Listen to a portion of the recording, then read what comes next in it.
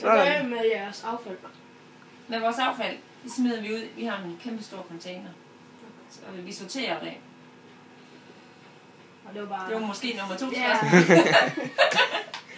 Hvordan sorterer I jeres affald? Jamen, vi sorterer. Vi smider simpelthen det hele i en plastikpose, og så bliver det smidt ud i en container. Ved du, hvor det havner jeres affald? Jamen, det havner jo sådan en losseplads der ved skraldemanden. Har I styr på jeres affald? Om vi har styr på det? Jamen det har vi, fordi vi putter det i poser, og så putter vi det ud i den der container, så det er ikke noget, der ligger og flyder eller smider rundt eller noget som helst. Synes du, at Danmark gør nok for at mindske smideriet i gaderne? Jeg tror, at nogen prøver på at gøre det, men der er jo nogen, der er nogle sviner, for at sige det rent.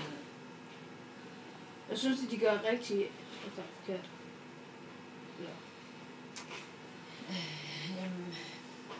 Ja, de skal godt nok bare tage nogle flere af de der arbejdsløse, der går, og så få dem til at gå og gøre rent i stedet for.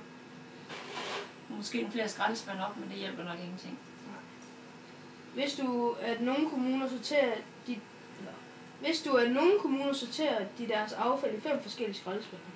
Ja, det begynder lige den anden dag. Tænker du på miljøet? Det synes jeg gør, ja. Hvordan tænker I?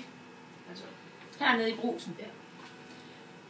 Jamen, hvordan? Altså, det gør vi jo med affald, fordi det bliver jo bare samlet sammen. Så der går det lidt for stærkt hernede jo også. Men vi prøver der. Både med toiletpapir og alt sådan noget, og køkkenrulle og det der. Så vi prøver. Hvor meget grønt smider I ud om måneden så, cirka?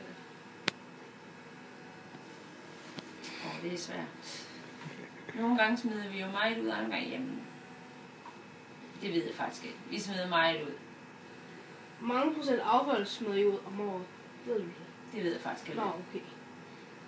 Så sorterer I affald derhjemme? Hjemme? Ja. Det gør vi, nej. Nå, okay. Hvorfor ikke? Fordi vi har en stor container, hvor vi bare smider det hele i. Nå, okay. Ja. Og så er det